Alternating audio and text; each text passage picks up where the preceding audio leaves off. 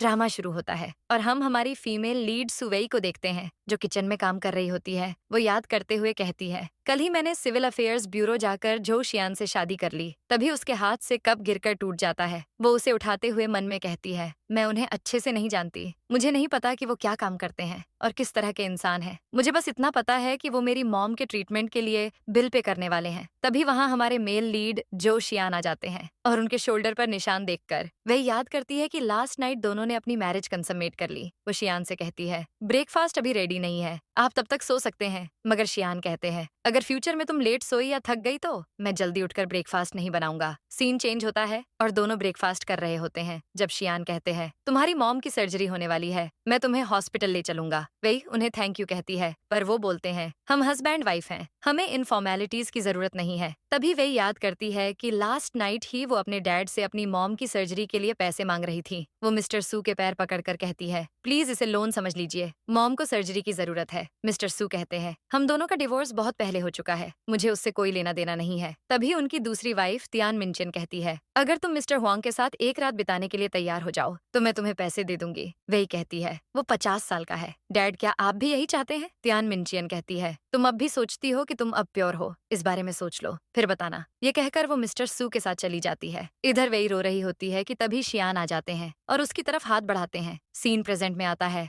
और हम देखते हैं मिसेस सू हॉस्पिटल में होती हैं और तभी तियान मिनचियन की बेटी वैन वैन उनसे मिलने आती है। वो उनसे कहती है, लास्ट नाइट मेरी बहन ने मिस्टर हुआंग को काफी अच्छे से सेटिस्फाई किया है, इसलिए शायद आपको वीआईपी रूम में शिफ्ट कर दिया गया है। ये सुनकर मिसेस सू पैनिक होने लगती हैं और पूछती हैं, तुम कहना क्या चाहती हो? वैन वैन कहती है, आपको नहीं पता, कल रात वो डैड से पैसों की भीख मांग रही थी तो डैड ने कहा बदले में उसे मिस्टर हुआंग के साथ सोना होगा। मिसेस सू बर्दाश्त नहीं कर पाती और उनकी हालत बिगड़ने लगती है। लेकिन उसी टाइम वे आती है और कहती है, मॉम आप इसकी बकवास मत सुनो, मैंने ऐसा कुछ नहीं किया है। मिसेस सू पूछती हैं, तुम सच बोल रही हो ना? वैन वैन कहती है, तुम झूठ मत बोलो। वो उसके नेक को देखकर बोलती है, तुम 100% किसी के साथ सोकर आई हो, अपने नेक पर ये निशान देखो। वेई को गुस्सा आता है और वो वैन वैन को पुश करती है। उसी टाइम त्यान मिनचेन आ जाती है और गुस्से में कहती है, वेई तुम्हारी हिम्मत कैसे हुई वैन वैन को हाथ लगाने की? फिर उसी वक्त शियान आ जाते हैं और त्यान मिनचेन को पुश कर देते हैं। शियान कहते हैं, सॉरी मेरे पैर काफी लंबे हैं इसलिए बीच में आ गए। त्यान मिनचियन मन में कहती है, ये तो वैन वैन के फियांसे से भी ज्यादा हैंडसम है। वैन वैन शियान से कहती है, तुम कौन हो? तुमने मेरी मॉम को क्यों गिराया? शियान कहते हैं, तुम इसके लायक नहीं हो कि मेरे बारे में जानो। वो वेई को अपनी तरफ पुल करके मिसेस सू से कहते हैं, आंटी मैं जो शियान हूँ, वेई का बॉयफ्रेंड। कल रात ये मेरे साथ थी। अब हम देखते हैं कि हॉस्पिटल आने से पहले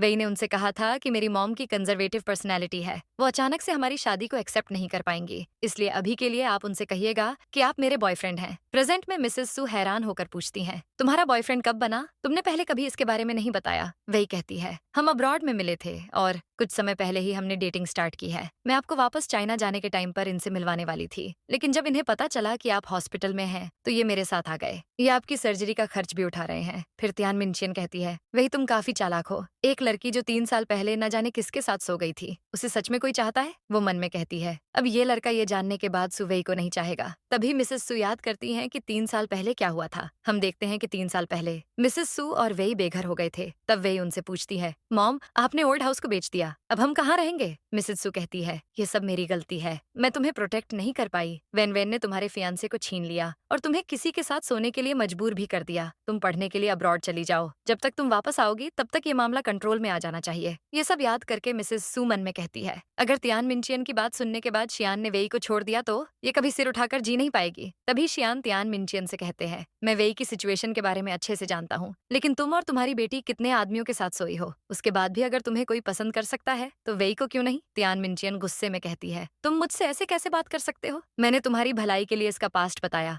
वैन वैन कहती है, मॉम इसकी बातों पर ध्यान मत दो, मैंने चेक किया है, हाईचेंग में जो शियान नाम का कोई बड़ा आदमी नहीं है। इसके कपड़े देखो, मुझे लगता है ये पक्का पैसे और प्लेजर के लिए काम करता है। वेई को गुस्सा आता है और वो शियान को डिफेंड करते हुए कहती है, तुम्हें मेरे बॉयफ्रेंड से कोई मतलब नहीं होना चाहिए, ये जैसे भी हैं बेस्ट हैं, निकलो यहाँ से। तियान मिनचियन और वैन वैन चले जाते हैं। इधर शियान इम्प्रेस होकर सोचते हैं, मैंने नहीं सोचा था कि ये मुझे डिफेंड भी कर सकती है। दूसरी तरफ तियान मिनचियन गुस्से में होती है और जाते जाते मन में सोचती है, वेई कब से इतनी बदतमीज हो गई, काश इसकी माँ ऑपरेशन के दौरान ही मर जाए। नेक्स्ट सीन में मिसेस सू को सर्जरी के लिए ले जा रहे होते हैं। तभी मिसेस सू शियान से कहती है, अगर सर्जरी सक्सेसफुल नहीं हुई तो वेई का ध्यान रखना। शियान कहते हैं, मैं इसकी पूरी जिम्मेदारी उठाऊंगा। अब मिसेस सू की सर्जरी स्टार्ट हो जाती है और इधर वेई बहुत परेशान होती है तो तो उसका ध्यान डाइवर्ट करने के लिए शियान पूछते हैं, तुम्हें अपने हस्बैंड से क्या उम्मीदें हैं? वही कहती है, क्या मैं जान सकती हूँ आप करते क्या हैं? वो मन में कहती है, मैं इनके अपार्टमेंट में रहती हूँ जो ज्यादा बड़ा नहीं है, बस 2 बेडरूम और एक लिविंग रूम है, लेकिन उसकी लोकेशन अच्छी है और रेंट भी सस्ता नहीं है। शियान कहते हैं, मैंने अपना छोटा सा बिजनेस स्टार्ट किया है, लेकिन तुम्हें अपनी स्टेप मदर और सिस्टर की बात पर भरोसा तो नहीं हो गया? वही कहती है, मुझे आपके पास्ट से कोई मतलब नहीं है, मैं बस चाहती हूँ कि आप इस मैरिज पीरियड में लॉयल रहें, मुझे और कुछ नहीं चाहिए। शियान कहते हैं, तुम्हें तो ज्यादा कुछ उम्मीद है ही नहीं। वही कहती है, आपको मुझसे क्या उम्मीदें हैं? शियान उसे अपना कार्ड देते हैं, पर वो कहती है,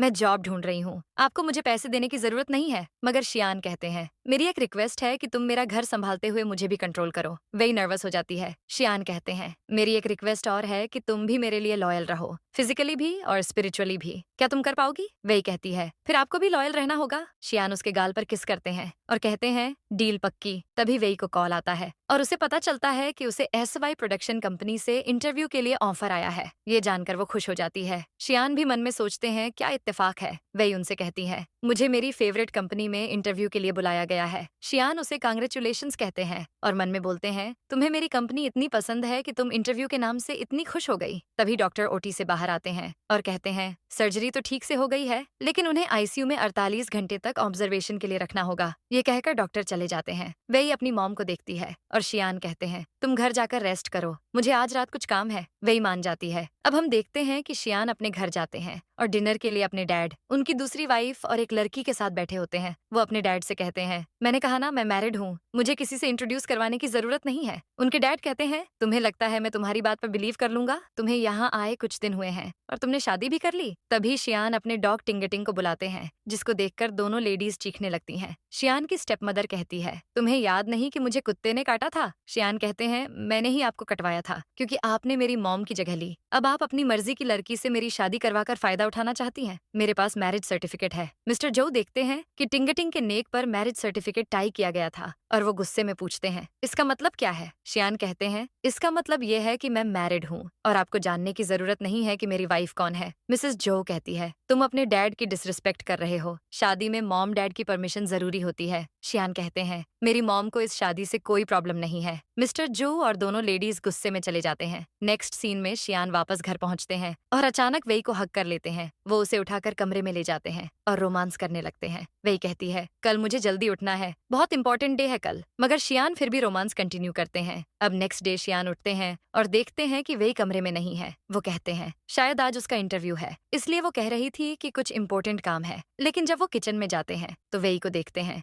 और वही उन्हें नूडल्स बनाकर देती है। वो उन्हें बर्थडे विश करती है। शियान पूछते हैं, तुम्हें कैसे पता कि आज मेरा बर्थडे है? वही कहती है, मैंने मैरिज सर्टिफिकेट लेने के दौरान देख लिया था। शियान मन में कहते हैं, इसलिए ये रात को भागने की कोशिश कर रही थी। ये कुकिंग में स्लो है, इसलिए इसे जल्दी उठकर मेरे लिए नूडल्स बनाना था। वही उन्हें कहती है, जल्दी खाओ वरना ठंडा हो जाएगा। शियान कहते हैं, क्या तुम नहीं खाओगी? वही कहती है, ये नूडल उसका होता है जिसका बर्थडे है। अब वो शियान नूडल खाते हैं और कहते हैं, मैंने उम्मीद नहीं की थी कि तुम इतना अच्छा कुक करती होगी। वही कहती है, मॉम की तबीयत हमेशा खराब रहती थी, इसलिए मैंने बचपन में ही कुकिंग सीख ली थी। शियान कहते हैं, ये तो इस नूडल से पता चल रहा है कि तुम कितनी टैलेंटेड हो। इसके बाद वही रेडी होने के लिए जाती है और शियान के सामने स्कर्ट पहन कर आती है। शियान कहते हैं, SY ग्रुप के बॉस को पसंद नहीं है कि कोई स्कर्ट पहने, अच्छा होगा कि तुम चेंज कर लो। वो मन में जलस होकर कहते हैं, लोग इसे घूर घूर कर देखेंगे। वही पूछती है, आपको कैसे पता कि उन्हें स्कर्ट्स नहीं पसंद? अब शियान जवाब देते उससे पहले ही वही को उसके एक्स फियांसे टैंग सियुआन का कॉल आने लगता है, लेकिन वो कॉल रिसीव नहीं करती है। शियान पूछते हैं, तुम कॉल क्यों नहीं उठा रही? वही कहती है, मैं उसका कॉल रिसीव नहीं करना चाहती। अब हम देखते हैं कि शादी से पहले वही शियान को बताते हुए कहती है, 3 साल पहले मेरी एंगेजमेंट हो गई थी, लेकिन मेरी स्टेप मदर और सिस्टर ने मेरे फियांसे को छीनने के लिए मुझे ड्रग दे दिया और किसी अनजान आदमी के साथ मुझे एक रात बितानी पड़ी। अगर आप चाहें तो शादी से पीछे हट सकते हैं। लेकिन शियान को इससे फर्क नहीं पड़ता है और वो उसका हाथ पकड़कर ले जाते हैं। ये याद करके शियान वही का फोन ऑफ कर देते हैं और कहते हैं, अगर तुम कॉल रिसीव नहीं करना चाहती तो हम नहीं करेंगे। नेक्स्ट सीन में शियान कार में बैठे होते हैं जब उन्हें तांग सियुआन का कॉल आता है। सियुआन कहते हैं, तुम कौन हो? सियुआन कहता है, मैं वेई का एक्स फियांसे हूँ। शियान कहते हैं, अब तो तुम उसके ब्रदर इन लॉ हो ना? सियुआन मन में कहता है, ये मुझे जानता है, लेकिन फिर भी इसने कहा कि ये वेई को नहीं जानता। इसने कितनी आसानी से मुझे मैनिपुलेट कर दिया था। सियुआन शियान से कहता है, चलो मिलकर बात करते हैं। शियान ओके बोल देते हैं। इसके बाद शियान उससे मिलने के लिए रेस्टोरेंट में जाते हैं और सियुआन उन्हें देखकर सोचता है, इसने कोई ब्रांडेड सूट नहीं पहना है, इसकी घड़ी भी सस्ती लग रही है। जैसा मैंने सोचा था ये ज्यादा अमीर नहीं है, फिर भी इसमें इतना कॉन्फिडेंस कैसे आया कि ये सबको खुद से नीचा समझता है। शियान उसके सामने बैठते हैं और सियुआन उन्हें 5 मिलियन का चेक देकर कहता है, ये पैसे लो और वेई को छोड़ दो। शियान कहते हैं, मुझे देने के लिए तुम्हारे पास 5 मिलियन है, लेकिन वेई की मॉम के ट्रीटमेंट के लिए 5 लाख भी नहीं थे। सियुआन याद करता है कि वो बार में था जब उसका दोस्त कहता है, मैंने सुना है कि वेई की मॉम को सर्जरी के लिए पैसों की जरूरत है, तुम तो उसे पसंद करते हो ना, तुम उसकी हेल्प क्यों नहीं करते। सियुआन कहता है, मैं वेट कर रहा हूँ कि वो कब मेरे पास पैसे मांगने आएगी ताकि मैं उसे मेरी मिस्ट्रेस बनने की डिमांड कर सकूं। प्रेजेंट में हम देखते हैं कि शियान वो चेक रख लेते हैं। सियुआन कहता है, अब तुम्हें वही करना है जो मैंने कहा है। शियान उठकर जाने लगते हैं और जाते जाते मन में कहते हैं, सियुआन अब वेई के डैड सुझेंकाई की कंपनी का वाइस प्रेसिडेंट है। इसके पास जो कुछ भी है वो इसे सुझेंकाई से मिला है और सुझेंकाई की कंपनी असल में वेई के नाना नानी की कंपनी है। सुझेंकाई ने मिसेस सू का फायदा उठाकर कंपनी अपने नाम कर ली, लेकिन कंपनी के अफेयर्स से उसे कभी कोई मतलब नहीं रहा। इसके बाद सियुआन ने कंपनी टेक ओवर कर ली, तो सब कुछ तो असल में वेई का ही है। मैंने भले ही पैसे ले लिए हैं, लेकिन मैं वो नहीं करूंगा जो ये चाहता है। लेकिन क्या वेई ये जानकर गुस्सा होगी? हम देखते हैं कि इसके बाद वो घर जाते हैं। जब वेई प्लांट में पानी डाल रही होती है, तभी वो अचानक उसे पुल करके किस करने लगते हैं और बाहर सियुआन विंडो से उन्हें देख लेता है। उसे गुस्सा आता है और वो डोर पर नॉक करता है। शियान उसकी कार को देख लेते हैं और डोर ओपन करने जाते हैं। सियुआन गुस्से में पूछता है, क्या मतलब है इसका? वेई भी वहां आ जाती है और कहती है, तुम यहाँ क्या कर रहे हो? सियुआन कहता है, इसने मुझसे 5 मिलियन लिए हैं और इसने वादा किया था कि ये तुमसे ब्रेकअप कर लेगा। वेई कहती है, ऐसा नहीं हो सकता। तभी शियान कहते हैं, मैंने पैसे लिए हैं लेकिन ब्रेकअप करने के लिए राजी नहीं हूँ मैं। इसने मुझे ब्रेकअप करने के लिए पैसे ऑफर किए। ये बिल्कुल उस ड्रामा जैसा है जिसमें सास बहू को चेक देती है और कहती है, मेरे बेटे की जिंदगी से निकल जाओ। अब मैं वो पैसे तो नहीं छोड़ सकता जो मुझे ऑफर हुए हैं। वो वेई से कहते हैं, ये पैसे तुम्हारे हैं। फिर सियुआन से बोलते हैं, तुमने वेई की मॉम की प्रॉपर्टी इतने सालों से हड़पी हुई है, तुमने हमेशा से वेई को ह्यूमिलेट किया। सियुआन कहता है, मेरे पैसे वापस दो, मगर शियान कहते हैं, मेरे पास कोई पैसे नहीं है, वो मैंने खर्च कर दिए।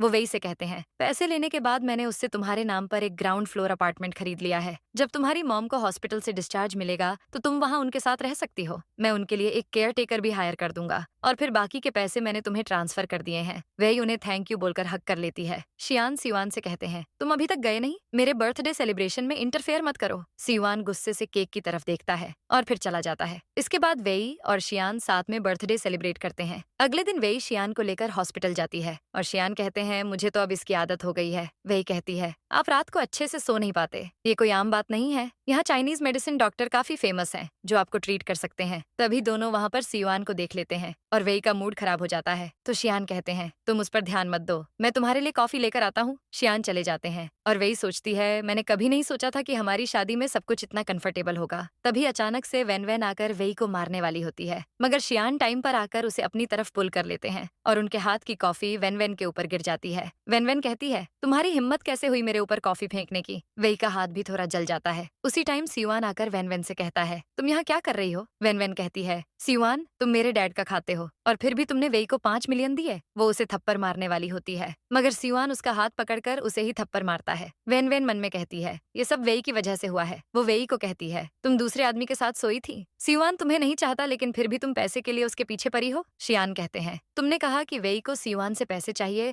लेकिन सियुआन को पैसे कहाँ से मिलते हैं? सुझेंकाई के पैसे असल में किसके हैं? ये सुनकर वेन वेन की बोलती बंद हो जाती है। फिर आसपास के लोग कहने लगते हैं, तुम्हारी कंपनी का नाम सुग्रुप है, तुम तो सच में तियन मिंचियन की ही बेटी हो जो मिस्ट्रेस बनने के लिए ही पैदा हुई है। तुम्हें यहाँ चिल्लाने का हक किसने दिया? तुम खुद शेमलेस हो। अब शियान कहते हैं, तुम जिस 5 मिलियन की बात कर रही हो वो सियुआन ने मुझे वेई से ब्रेकअप करने के लिए दिए थे। वो वेन वेन को अपनी और सियुआन के कन्वर्सेशन की रिकॉर्डिंग सुनाते हैं और कहते हैं, अब तो पता चल गया ना कि कौन किसे सिड्यूस करना चाहता है, तो अपने फियांसे को हद में रखो। फिर शियान वेई को लेकर चले जाते हैं और वेन वेन सियुआन को मारकर कहती है, तुम कितने बेशरम हो। सियुआन उसका हाथ पकड़कर उसे ले जाता है। इधर वेई शियान से कहती है, हम तो डॉक्टर से मिले ही नहीं। शियान कहते हैं, हम इस बारे में किसी और दिन बात करेंगे, तुम कार में वेट करो, मैं एक कॉल करके आता हूँ। अब वेई कार में बैठे हुए शियान को बात करते देखती है और सोचती है, पता नहीं आप मेरे साथ इतना अच्छा बिहेव क्यों कर रहे हैं। कुछ देर में शियान उसके लिए फिर से कॉफी लेकर आते हैं और वेई कहती है, थैंक यू, लेकिन इसकी जरूरत नहीं है क्योंकि मेरा दिल वैसे ही वार्मथ से भर गया है। शियान पूछते हैं, तुम कब से इतनी प्यारी बातें करने लगी? ये कहकर वो उसे किस कर लेते हैं और कहते हैं, जब मैं ऐसी बातें करूं तो तुम भी मुझे ऐसे किस कर लेना। इसके बाद दोनों हॉस्पिटल पहुंच पहुंचते हैं और शियान वही से कहते हैं, तुम्हारी मॉम को रेगुलर वार्ड में शिफ्ट कर दिया गया है, तुम्हें चिंता करने की जरूरत नहीं है और आज डिनर बनाने की भी जरूरत नहीं है, हम कहीं बाहर खाएंगे। वही कहती है, ये पैसे की बर्बादी है। शियान कहते हैं, मैं अफोर्ड कर सकता हूँ, हम कभी कभी तो बाहर खाते हैं, तो मैं तुम्हें पिक कर लूंगा। वही ओके बोलकर अपनी मॉम के पास चली जाती है। तभी वार्ड रूम में केयर टेकर आती है और कहती है,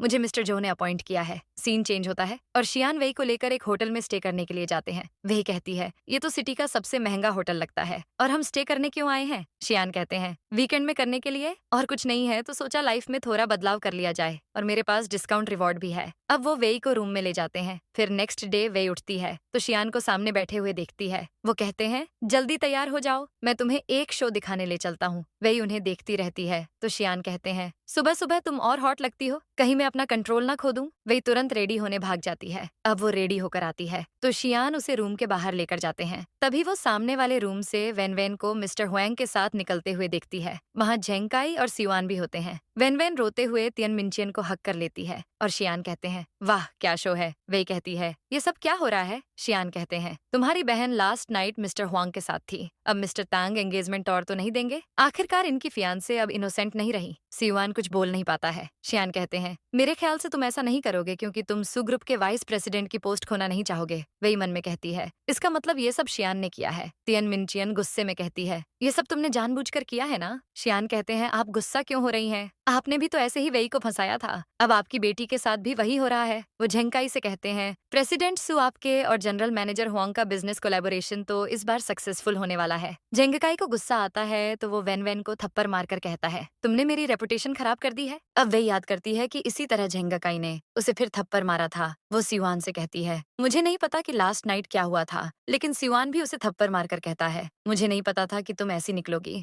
मैं तुमसे एंगेजमेंट तोड़ रहा हूँ। ये सब याद करने के बाद वेन वेन के साथ सब होते देखकर उसे अच्छा फील होता है। फिर शियान उसे खाने के लिए ले जाते हैं। इधर झेंकाई सोचता है, ये शियान आखिर है कौन? दूसरी तरफ वेई और शियान ब्रेकफास्ट कर रहे होते हैं। वेई उनसे पूछती है, इसी शो के लिए आप मुझे होटल लेकर आए थे? शियान कहते हैं, मैंने ये सब इसलिए किया ताकि मैं उन्हें दिखा सकूं कि मैं क्या कर सकता हूँ, ताकि वो तुमसे दूर रहें और तुम और तुम्हारी मॉम शांति से रह सको। वेई उन्हें थैंक यू कहती है। शियान पूछते हैं, तुम्हें पता है ना कि सिवान को तुमसे कोई लगाव नहीं था, वो बस झेंकाई की वेल्थ और पावर के लिए तुम्हारे साथ था। वेई कहती है, मैंने पहले ही उसकी सच्चाई देख ली है। शियान कहते हैं, अच्छी बात है कि तुम फैंटेसी में नहीं जी रही। वेई कहती है, मैंने कहा था ना मैं आपके साथ हमेशा लॉयल रहूंगी, मेरे दिल में अब उसके लिए कोई फीलिंग्स नहीं है। सीन बदलता है और शियान ऑफिस में होते हैं। तभी उनकी वाइस प्रेसिडेंट सॉन्ग वॉन कहती है, मैं चेंग बो को चूज करना चाहती हूँ, लेकिन यान हंग कहती है, मैं सुवेई को चूज करूंगी। सॉन्ग वॉन कहती है, पता नहीं तुम झेंग बो को क्यों चूज नहीं कर रही, आखिर वो इतना एक्सपीरियंस्ड है, तुम न्यूकमर को क्यों चूज कर रही हो? यान हंग कहती है, पहली बात तो मुझे उसकी पर्सनैलिटी अच्छी लगी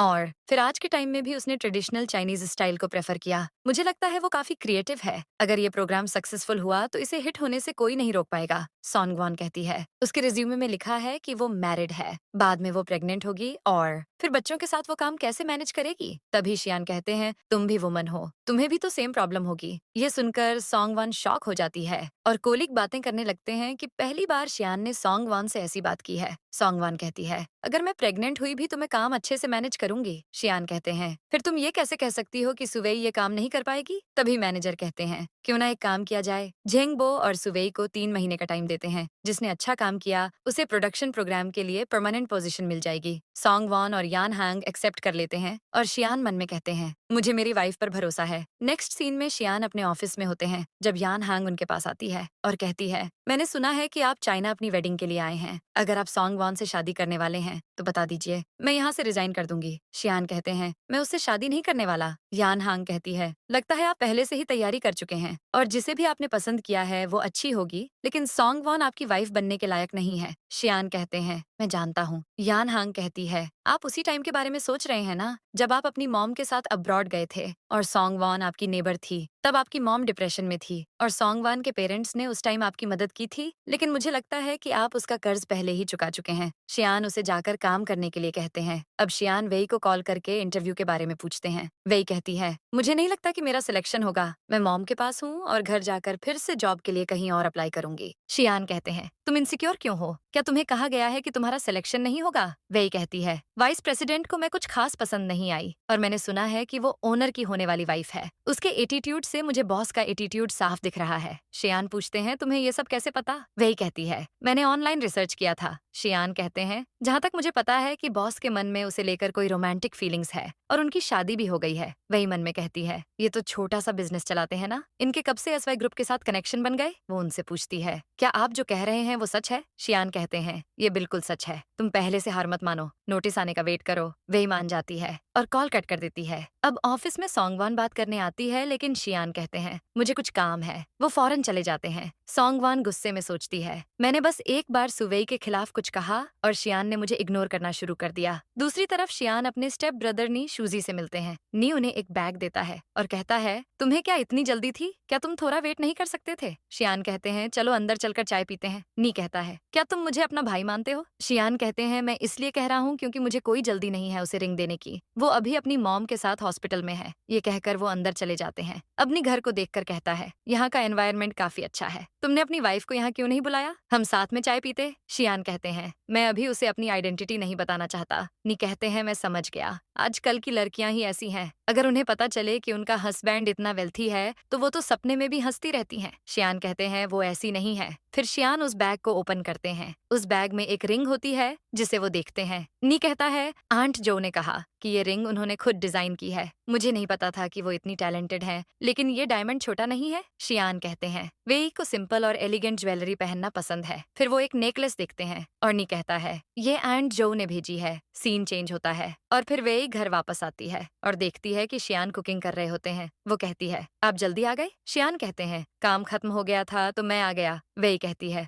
मुझे पता होता तो मैं पहले ही डिनर बनाने जल्दी आ जाती। मैं अभी बना देती हूँ। मगर शियान उसका हाथ पकड़कर कहते हैं, ये काम बस वुमन का नहीं है, तुम बस मेरे साथ बातें करो। अब वेई उन्हें एडमायर करने लगती है और कहती है, मुझे नहीं पता था कि आप कुक भी करते हैं। शियान कहते हैं, तुम सोचती होगी कि मैं हाथ भी नहीं हिलाता हूँगा। वेई कहती है, ऐसा नहीं है, लेकिन आपको देखकर लगा नहीं था कि आप किचन में आते भी होंगे। शियान पूछते हैं, तुम्हारी मॉम कैसी है? वेई कहती है, वो ठीक हो रही है, डॉक्टर ने कहा है वो कुछ दिनों में डिस्चार्ज हो जाएंगी। मैंने उन्हें बताया कि आपने मेरी कैसे हेल्प की और वो बहुत खुश थी। अब वेई खाना खाने के लिए बैठती है जब शियान आते हैं और कहते हैं, मेरे पास तुम्हारे लिए गिफ्ट है। वो उसे वही रिंग दिखाते हैं और कहते हैं, ये वेडिंग रिंग है। वेई रिंग को देखकर शॉक हो जाती है और कहती है, ये एक्सपेंसिव होगा? शियान कहते हैं, 10,000 के आसपास का है। वेई उन्हें थैंक यू कहती है, लेकिन शियान इससे सेटिस्फाई नहीं होते हैं। वो कहते हैं, इस रिंग के अंदर कुछ लिखा है। वेई उसे देखने लगती है और तभी शियान उसे किस करने लगते हैं। वेई उन्हें पुश करती है, मगर वो कहते हैं, अब हम मैरिड हैं तो प्रॉब्लम क्या है? अब ये रिंग देखकर कोई भी आदमी तुम्हारे पास नहीं आएगा। ये कहते हुए वो उसे रिंग पहनाते हैं और फिर पूछते हैं, तुम्हें भी मेरे लिए जल्दी रिंग नहीं खरीद लेनी चाहिए? वही मन में कहती है, मुझे नहीं पता कि हमारी शादी टिकेगी या नहीं, इसलिए मैंने कभी इस शादी से उम्मीद नहीं रखी है। अब भी मुझे ये सपने जैसा लग रहा है। वो शियान से कहती है, मैंने इस बारे में सोचा ही नहीं, मैं कल ही आपके लिए रिंग लेकर आऊंगी। फिर शियान उसे अपनी मॉम का दिया हुआ नेकलेस दिखाते हैं और कहते हैं, मॉम काफी सालों से अब्रॉड में है, इसलिए वो तुमसे मिलने के लिए खुद नहीं आ पाई, तो मैंने किसी को कहकर ये मंगवा दिया। वही कहती है, असल में तो हमें उनसे जाकर मिलना चाहिए ना। वही मन में कहती है, शायद वो मुझे अपनी डॉटर इन लॉ के रूप में पसंद भी नहीं करेंगी। वो शियान से कहती है, ये गिफ्ट एक्सपेंसिव है, मैं ये नहीं रख सकती। शियान कहते हैं, ये गिफ्ट मॉम ने दिया है, तो तुम ऐसा क्यों कह रही हो? चलो पहले खाना खाते हैं। दोनों डिनर करते हैं और फिर शियान किचन में होते हैं जब उन्हें एचआर का कॉल आता है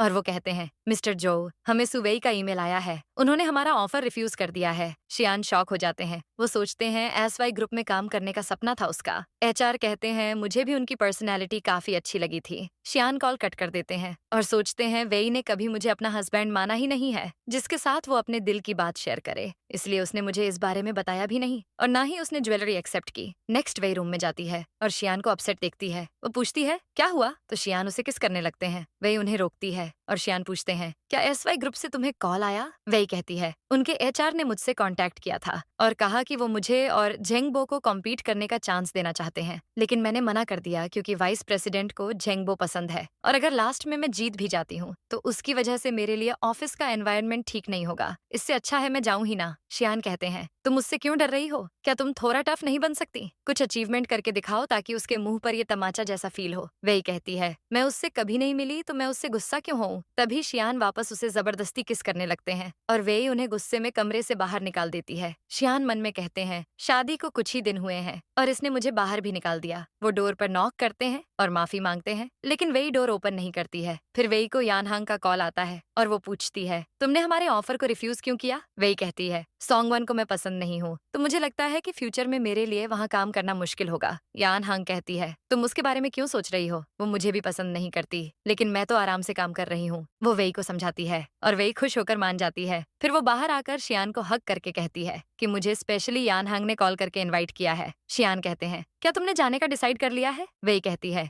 यानहांग ने खुद मुझे बुलाया है तो मैं रिफ्यूज कैसे कर सकती हूँ? शियान कहते हैं, मैं भी तो यही कह रहा था, बस मैंने खुद पर काबू खो दिया। सॉरी, लेकिन तुम मुझे रूम से निकाल नहीं सकती। अगर तुम्हें गुस्सा आए तो मुझे मार लेना, लेकिन मुझे खुद से दूर मत करना। शियान उसे वापस रूम में ले जाते हैं। फिर नेक्स्ट डे शियान ऑफिस के लिए निकल रहे होते हैं और वेई से कहते हैं, तुम मॉल जाकर रिंग लेना मत भूलना, मैं आकर खुद रिंग लेकर जाऊंगा। ये कहकर वो चले जाते हैं और वेई सोचती है, क्या ये इतना जरूरी है? अब वेई ज्वेलरी शॉप में जाती है और रिंग सिलेक्ट करती है कि तभी सॉन्गवॉन और फाइनेंशियल असिस्टेंट लिन नान नान बाहर से उसे देख लेते हैं। सॉन्गवॉन मन में कहती है, इसकी वजह से मेरे और शियान के बीच में दरार आई है। नान नान उससे पूछती है, क्या हुआ? आप क्या देख रही हैं? सॉन्गवॉन कहती है, ये लड़की सुवेई है, मैं अभी जाकर उससे मिलती हूँ। पर नान नान कहती है, आप क्यों पर्सनली जाएंगी? मैं जाती हूँ, वैसे भी ये ब्रांड काफी सस्ता लग रहा है। सॉन्गवान कहती है, उसने रिज्यूमे में लिखा था कि वो मैरिड है, लेकिन मुझे लगता नहीं है कि इसका हस्बैंड रिच होगा, वरना वो इस शॉप से क्यों रिंग लेती? इधर वही रिंग लेकर जाने वाली होती है। मगर नान नान उससे कहती है, तुम तो सुवेई हो ना, मैं एसवाई की फाइनेंशियल असिस्टेंट लिन नान नान हूँ। वही पूछती है, मैं आपके लिए क्या कर सकती हूँ? नान नान कहती है, कुछ नहीं, बस मैं देखने आई थी कि तुम कितनी सस्ती ज्वेलरी खरीद रही हो। तभी वेई की नजर सॉन्गवान पर जाती है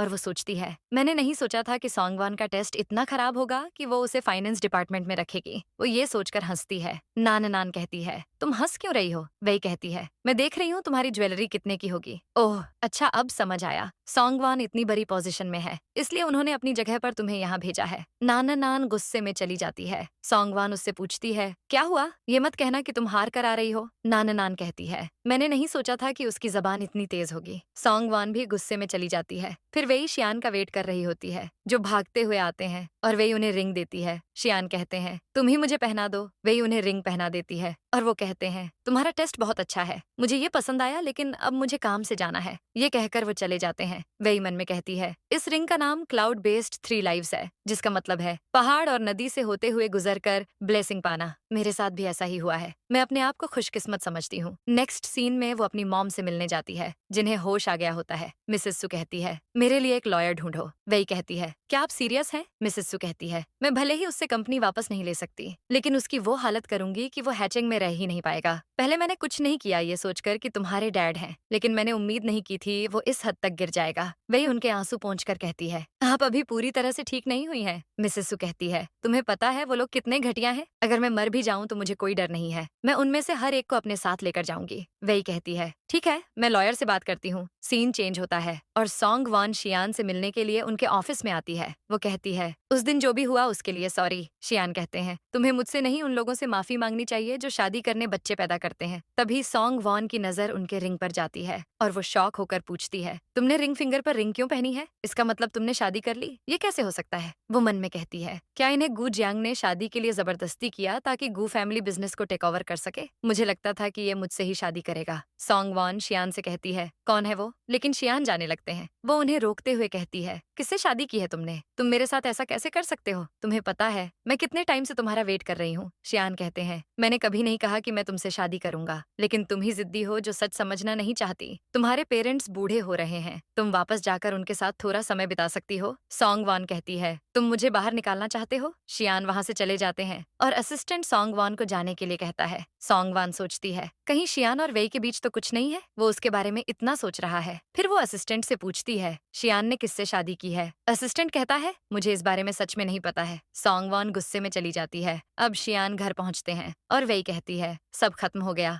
मैंने सोशल मीडिया में देखा कि सॉन्गवान और नी शूजी डेट कर रहे हैं, शायद वो उसकी गर्लफ्रेंड है। ऐसा कैसे हो सकता है? नी शूजी जैसे लड़के का टेस्ट इतना खराब कैसे हो सकता है? वो इतना अच्छा एक्टर है, हैंडसम और चार्मिंग है। जब से उसने डेब्यू किया है तब से अब तक उसके बारे में कोई गलत बात सुनने को नहीं मिली। मैंने सुना है उसका कैरेक्टर भी अच्छा है। शियान जलस होकर पूछते हैं, क्या वो तुम्हारा क्रश है? वही कहती है, उसे कौन पसंद नहीं करेगा। शियान उसे अपनी तरफ पुल करके कहते हैं, क्या मैं हैंडसम नहीं हूँ? वही कहती है, बात ये नहीं है, मैं कह रही थी कि अब वो सॉन्गवान को डेट कर रहा है, तो मैं जिस ट्रेडिशनल चाइनीज स्टाइल प्रोग्राम की तैयारी कर रही हूँ उसमें वो जजमेंट में लिए नहीं आएगा। शियान कहते हैं, तुम उसकी चिंता मत करो, ये सब अफवाह है। सॉन्ग वॉन और उसके बीच कुछ नहीं है। वही कहती है, आपको कैसे पता? शियान कहते हैं, मुझे पता है क्योंकि मेरे 2 फ्रेंड्स अब्रॉड में रहते थे। मैं जल्दी तुम्हें उससे मिलवाऊंगा और फिर तुम उसे जजमेंट के लिए इनवाइट कर सकती हो। वही खुश हो जाती है। नेक्स्ट हम जेंगकाई को देखते हैं जो तियन मिनचियान को थप्पड़ मारता है और कहता है, ये सब तुमने क्या किया? वेन वेन की वजह से एक और बिजनेस डील हाथ से चली गई। तियन मिनचियान कहती है, तुम्हें बुरा नहीं लग रहा कि उस सिवान ने 5 मिलियन खो दिए? मुझे क्या पता था कि शियान वहां आ जाएगा। जेंगकाई कहता है, मुझे अभी तक उसके बारे में कुछ पता नहीं चला है। वो डेंजरस लग रहा है क्योंकि मुझे समझ नहीं आ रहा कि मैं उसे हैंडल कैसे करूं।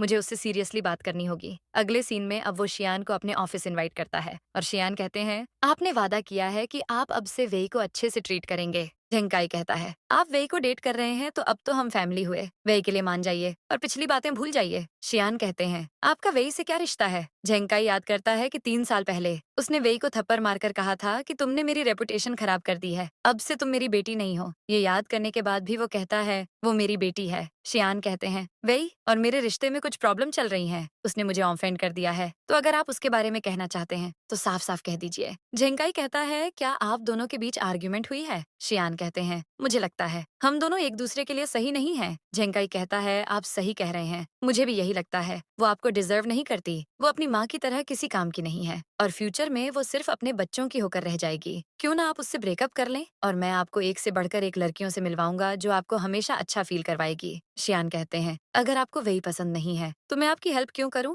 झेंकाई कहता है, क्या मतलब? आपने तो कहा कि उसने आपको अनफ्रेंड कर दिया। वो सोचता है मैंने इसलिए तो उसके बारे में ये सब बोल दिया। शियान कहते हैं, हाँ, उसने मुझे अनफ्रेंड कर दिया है, मुझे रूम से बाहर निकालकर। झेंकाई मन में कहता है, जो शियान तो पूरा पागल है। शियान कहते हैं, मैं जानता हूँ कि आपकी कंपनी की हालत अभी ठीक नहीं है, लेकिन वेई के नाना जी की कंपनी के लिए मैं आपको किसी से मिलवा सकता हूँ। वो हैरून कैपिटल के बॉस हैं। झेंकाई खुश होकर सोचता है, ये तो वेंचर कैपिटल फर्म है, अगर हमें उनकी इन्वेस्टमेंट मिल गई तो कितना बड़ा फायदा होगा। मगर शियान कहते हैं, इसके लिए तियन मिनचियान और वेन वेन को वेई और उसकी मॉम से घुटनों पर बैठकर माफी मांगनी होगी और आपको सु कंपनी वेई के नाम पर ट्रांसफर करनी होगी, तब मेरा दोस्त आपकी मदद कर सकता है। ये कहकर शियान चले जाते हैं और शर्त सुनकर ही झेंगकाई को चेस्ट में पेन होने लगता है। दूसरी तरफ हम शियान को देखते हैं जो अब नीशूजी को कॉल करके कहते हैं, क्या तुम आज रात फ्री हो मेरे साथ डिनर करने के लिए? मेरी वाइफ तुमसे मिलना चाहती है। नीशूजी कहता है, मैं अपना फेस किसी को नहीं दिखा सकता, वो भी तुम्हारे इस सॉन्ग वॉन के साथ रूमर्ड अफेयर वाले आइडिया के कारण। शियान कहते हैं, वेई ने अचानक तुम्हारे बारे में बात की तो मैंने कह दिया कि मैं तुम्हें जानता हूँ।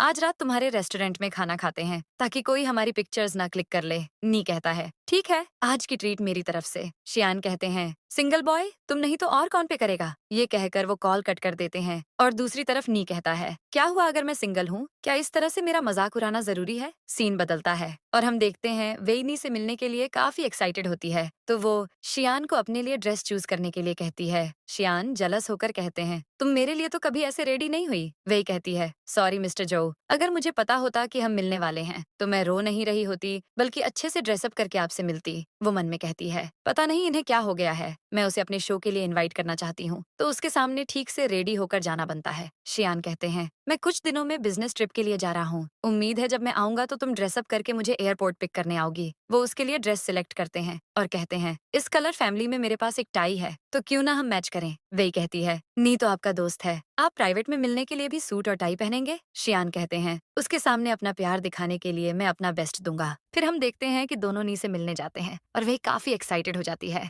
वो नी से हाथ मिलाती है और नी देखता है कि शियान जलस हो रहे हैं तो वो जानबूझकर वही से कहता है, क्यों ना हम पिक्चर क्लिक करें? वही अपना फोन निकालती है लेकिन शियान वो फोन नी को दे देते हैं और कहते हैं, मेरी और वही की पिक्चर लो, हमने साथ में एक भी पिक्चर नहीं ली है। वही और नी शॉक हो जाते हैं। फिर नी उन दोनों की पिक्चर लेने लगता है कि तभी शियान वही को गाल पर किस कर देते हैं। वही नर्वस हो जाती है और रेस्टरूम चली जाती है। फिर नी शियान से कहता है, मुझे लगता है यहाँ खाने का प्रोग्राम कैंसिल कर देना चाहिए, तुम जाकर अपनी वाइफ का खाना ही खाओ। शियान कहते हैं, अभी उसे थोड़ी सी प्रॉब्लम है। तभी वही वापस आती है और नी कहता है, traditional Chinese style programme novel कितना क्रिएटिव लगता है, मुझे इसमें बहुत इंटरेस्ट है, काश मैं इसे जज कर पाता। वही कहती है, क्या आप सच में आना चाहेंगे? नी कहता है, हाँ, और मैं इसके लिए कोई चार्जेस भी नहीं लूंगा। वही कहती है, नहीं आप चिंता मत कीजिए, मैं अपनी कंपनी से कहूंगी कि वो आपको कांटेक्ट करके चार्जेस की बात कर ले। नी कहता है, अगर एसवाई बॉस अपनी स्पोर्ट्स कार मुझे दे दे तो चार्जेस की बिल्कुल जरूरत नहीं है। वही कहती है, आप शायद मजाक कर रहे हैं, मैंने तो उन्हें कभी देखा ही नहीं है। तभी शियान नी को मैसेज करते हैं कि स्पोर्ट्स कार की बटलर के पास है, जाकर उसे ले लेना। अब हम देखते हैं कि शियान और नी साथ में होते हैं और शियान उसे तियनची का वीचैट सेंड करने को कहते हैं। नी पूछता है, तुम्हें उसकी जरूरत क्यों पड़ गई? शियान कहते हैं, वही की मॉम को डिवोर्स के लिए अच्छे लॉयर की जरूरत है, उसने ऐसे कई केसेस हैंडल किए हैं। नी कहता है, तियनची तो तुम्हारे लिए बिल्कुल पागल थी, तुम्हें डर नहीं कि अगर उसे तुम्हारी शादी के बारे में पता चला तो वो अपसेट हो जाएगी,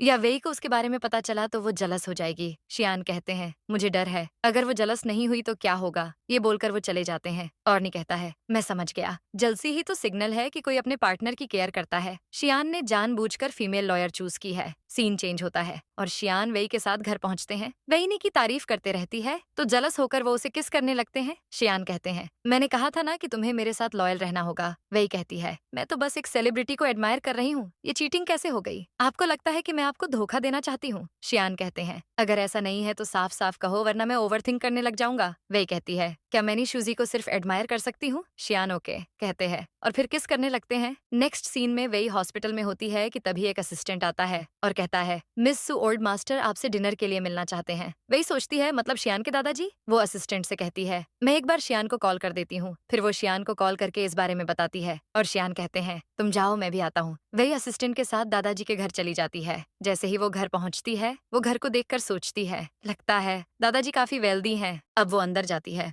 और हम देखते हैं दादाजी व्हील चेयर पर बैठे होते हैं। वेई उन्हें ग्रैंडपा जो कहकर हेलो कहती है और दादाजी पूछते हैं, तुमने और शियान ने ऑलरेडी मैरिज रजिस्ट्रेशन कर लिया है ना? तुम मुझे फॉर्मली क्यों पुकार रही हो? मेरा नाम सरनेम जो नहीं है। शियान के मॉम डैड का डिवोर्स बहुत साल पहले हो गया है और डिवोर्स के बाद शियान ने अपनी मॉम का सरनेम ले लिया है। क्या उसने तुम्हें ये सब नहीं बताया? इसका मतलब उसके मन में तुम्हारे लिए कोई फीलिंग्स नहीं है, इसलिए घर के मैटर के बारे में उसने तुम्हें बताया ही नहीं। वेई कहती है, हाँ, हमारे बीच कुछ नहीं है। दादाजी सोचते हैं ये तो गुस्सा नहीं हुई। वो वेई से कहते हैं, चलो रेस्टोरेंट में बैठकर बात करते हैं, खाना रेडी है। हम देखते हैं कि दोनों खाने के लिए बैठते हैं और दादाजी कहते हैं, उस शियान ने खुद ही शादी कर ली, उसने मुझे भी नहीं बताया, वो तो मेरी रिस्पेक्ट भी नहीं करता है। वेई कहती है, आपने सही कहा, सारी गलती उनकी ही है। दादाजी सोचते हैं, ये लड़की मेरी सोच के अकॉर्डिंग रिएक्ट क्यों नहीं कर रही? फिर दादाजी उसे 10 मिलियन का चेक देते हैं और कहते हैं, ये पैसे लेकर शियान को छोड़ दो, मैं इस शादी से खुश नहीं हूँ। वही चेक को देखती है और दादाजी सोचते हैं, ये तो पैसे की भूखी निकली, उस लड़के का टेस्ट कितना खराब है। लेकिन वेई उन्हें चेक वापस देकर कहती है, मैं जानती हूँ आप खुश नहीं हैं, लेकिन मैं आपकी ये बात नहीं मान सकती, क्योंकि ये शादी करने की बात उन्होंने की थी और इस शादी को खत्म भी वही कर सकते हैं। उन्होंने मेरी हेल्प की है और मैं उनकी रिस्पेक्ट करती हूँ। दादाजी सोचते हैं, इसे गुस्सा नहीं आया, मतलब ये उससे प्यार नहीं करती है। वही कहती है, अगर आप चाहते हैं कि मैं डिवोर्स ले लूं, तो उनसे कहिए कि वो खुद आकर मुझसे डिवोर्स लें। उसी टाइम शियान आ जाते हैं और कहते हैं, डिवोर्स के बारे में सोचना भी मत। वही सोचती है, ये गुस्से में क्यों है, क्या मैंने कुछ गलत कहा? शियान खाने के लिए बैठ जाते हैं और दादाजी कहते हैं, मैं तुमसे मिलना ही चाहता था, इसलिए मैंने पहले तुम्हारी वाइफ को इन्वाइट किया। वही सोचती है, मतलब दादाजी असल में शियान को बुलाना चाहते थे। शियान कहते हैं, मैं बिजी था। दादाजी कहते हैं, मुझे समझ नहीं आता कि तुम चाहते क्या हो, तुम लूनर मंथ के फर्स्ट डे में भी हमारे साथ खाना नहीं चाहते। शियान कहते हैं, क्यों ना हम पहले खा लें, वरना खाना ठंडा हो जाएगा। दादाजी वेई को चिकन सूप ऑफर करते हैं और कहते हैं, इससे तुम्हारी सुंदरता बढ़ेगी। फिर शियान को कैपेबिलिटी बढ़ाने वाली डिश ऑफर करते हैं और शियान शॉक हो जाते हैं। दादाजी कहते हैं, तुम मुझे क्यों घूर रहे हो, अब तुम मैरिड हो, अगर तुम बच्चे कर लोगे तो क्या हो जाएगा? वही नर्वस हो जाती है और शियान कहते हैं, अभी हमारा ऐसा कोई प्लान नहीं है, अभी तो हमने अपनी लाइफ ही एंजॉय नहीं की है। और फिर वेई को अभी जॉब मिली है और ये करियर पर फोकस करना चाहती है। दादाजी कहते हैं, तुम 30 साल हो गए हो, क्या 40-50 की उम्र में बच्चे करोगे? क्या तुम्हें मेरी भी फिक्र नहीं है? मैं कभी भी मर सकता हूँ। क्या तुम चाहते हो मैं अपने परपोते को देखे बिना चला जाऊँ? तुम बेबी क्यों नहीं कर लेते? कहीं तुम इनकैपेबल तो नहीं हो? वेई हंसने लगती है। अगले सीन में दादाजी और शियान साथ बैठे होते हैं और दादाजी कहते हैं, मुझे वेई पसंद आई, उसकी पर्सनैलिटी स्ट्रांग है, लेकिन तुम कंपनी में कब आओगे? शियान कहते हैं, अभी मैं अपने रिश्ते को और स्टेबल बनाना चाहता हूँ। दादाजी कहते हैं, तुम्हारा IQ हाई है, लेकिन तुम इतने बेवकूफ कैसे हो सकते हो? तुम्हें जल्दी बच्चा कर लेना चाहिए, इससे रिश्ता स्टेबल हो जाएगा। शियान कहते हैं, क्या मॉम शादी के तुरंत बाद प्रेग्नेंट नहीं हो गई थी? क्या उनकी मैरिज स्टेबल रही? दादाजी कहते हैं, तुम्हारा बाप घटिया था, तुम नहीं हो। क्या तुम चाहते हो सुवई तुम्हें चीट कर दे? शियान कहते हैं, ऐसा कभी नहीं होगा। दादाजी कहते हैं, मैं भी देखता हूँ कि वो तुम्हारे साथ ऐसे रहती है। शियान कहते हैं, फिर आप ऑफिस ज्वाइन करने के बारे में मुझसे बात मत कीजिए। लीजिए। शियान जाने लगते हैं, मगर दादाजी कहते हैं ये दोनों बिल्कुल अलग चीजें हैं। तुम प्राइवेट लाइफ को वर्क के साथ मिक्स मत करो। शियान कहते हैं जब मेरी लव लाइफ अच्छी नहीं चलेगी तो मैं काम में कैसे फोकस करूंगा। दादाजी पूछते हैं तुम कब तक उससे सच छुपाने वाले हो। शियान कहते हैं मैं उसे बता सकता हूँ, लेकिन अभी हमारी शादी पब्लिक नहीं कर सकता और मैं अभी सीईओ की तरह एक्ट भी नहीं करना चाहता। दादाजी मान जाते हैं। नेक्स्ट सीन में शियान और वेई घर पहुंचते हैं और शियान सडनली उसे किस करने लगते हैं। फिर वो उसे बेडरूम में लेकर जाते हैं, मगर रोमांस शुरू करने से पहले ही वेई को सियुआन का कॉल आने लगता है।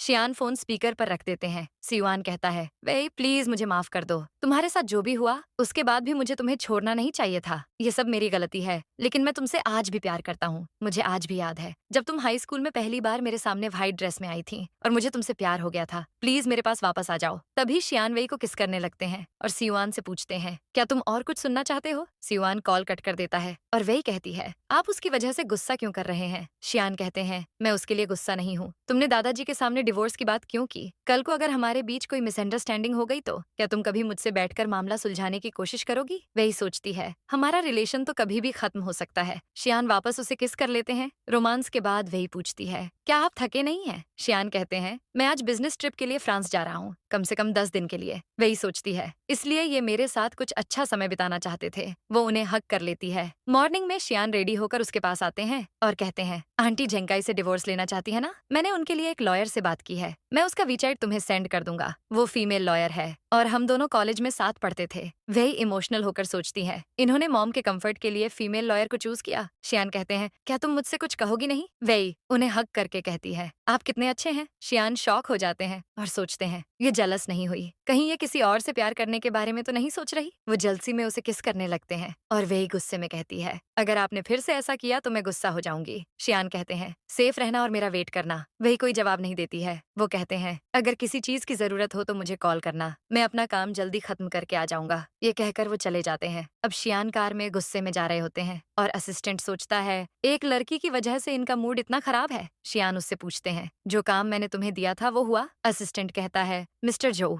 मैं जितना कर सकता था मैंने उतना ट्रिप की डेट को कम कर दिया है। अगर आप और कम दिनों में काम निपटाना चाहते हैं तो आपको रात को भी बिना रुके काम करना होगा। शियान कहते हैं तो फिर हम करेंगे। तभी उसे टीएनची का मैसेज आता है कि मैंने आपकी वाइफ को वीचैट पर ऐड कर लिया है। आपकी वाइफ बहुत अच्छी है। मैंने उससे कुछ देर बात की, फाइनली आपको अपनी पसंद की लड़की मिल गई। शियान फ्रांस पहुंच जाते हैं और फिर वही उन्हें वीडियो कॉल करती है। शियान कहते हैं तुम अभी तक सोई क्यों नहीं। क्या इसलिए क्योंकि मैं तुम्हारे साथ नहीं हूँ। वैसे टीएनची के साथ तुम्हारी बात कैसी रही। वही कहती है हमने थोड़ी बात की, वो मुझे अच्छी लगी। उसने मुझे आपके बारे में काफी कुछ बताया कि वो आपको चाहती थी, लेकिन आप तो पत्थर की मूरत थे जो कभी पिघले ही नहीं। लेकिन जो उसने बताया और जिस आदमी को मैं जानती हूँ वो तो बिल्कुल अलग है। शियान कहते हैं क्या कोई हस्बैंड अपनी वाइफ के सामने या दूसरी लड़कियों के सामने सेम हो सकता है। वैसे मैं शायद एसवाई में तुम्हारे साथ पहले दिन जा नहीं पाऊंगा। तुम्हें अपनी वेडिंग रिंग पहनकर जानी है, याद रखना। और किसी चीज की जरूरत हो तो मुझे कॉल करना। टाइम डिफरेंस के बावजूद मैं तुम्हारे लिए अवेलेबल रहूंगा। वही ओके बोलती है और कॉल कट करने के बाद कहती है मैं तो अभी से उन्हें मिस करने लगी हूँ। सीन बदलता है